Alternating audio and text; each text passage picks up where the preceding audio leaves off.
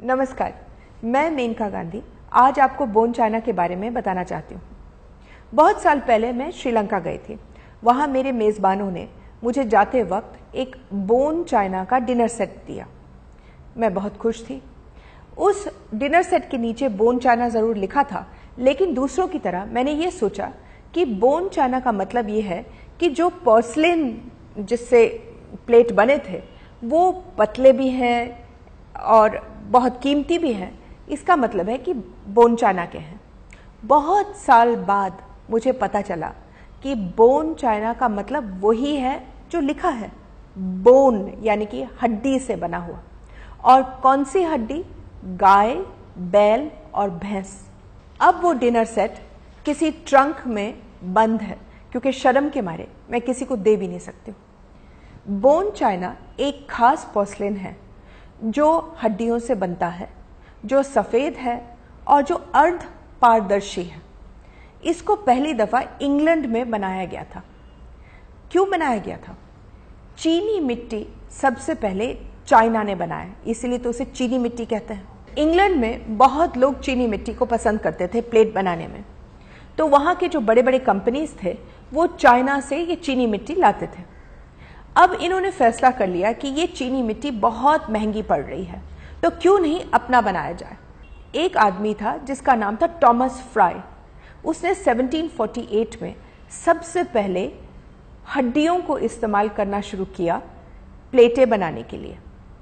अब क्योंकि उसके प्लेटें बहुत अच्छे निकले, तो सारे कंपनीज, स्पोर्ड कंपनीज सबसे पहले, फिर उसके बाद अन्य ऐसे बड़े बड़े कंपनीज, मिंटन, वेजवुड, सब ने ये शुरू किया कि वो कत्ल खानों से सारे हड्डियां लाते थे, उनको राख जला करके बनाते थे और फिर उसके बाद उनके प्लेटें बनाते थे। इन्होंने ये काम शुरू कर दिया और जो इंग्लैंड करता था वो हिंदुस्तान ने तो करना ही करना था, तो हमने भी शुरू किया यही हड्डियों को इस्तेमाल करके बोन चाइना बनाना।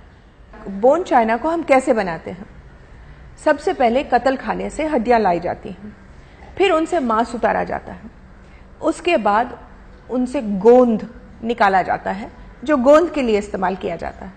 उसके बाद 1000 डिग्री सेंटीग्रेड में उनको सुखाया जाता है, फिर उसको पीस करके उसमें अन्य पदार्थ मिला लेते हैं, पानी मिला लेते हैं और फिर उसके साथ क्रॉकरी बना करके उस क्रॉकरी को भट्टी में पकाते हैं, तब जाकर के आपके टेबल पर पहुंच जाता है।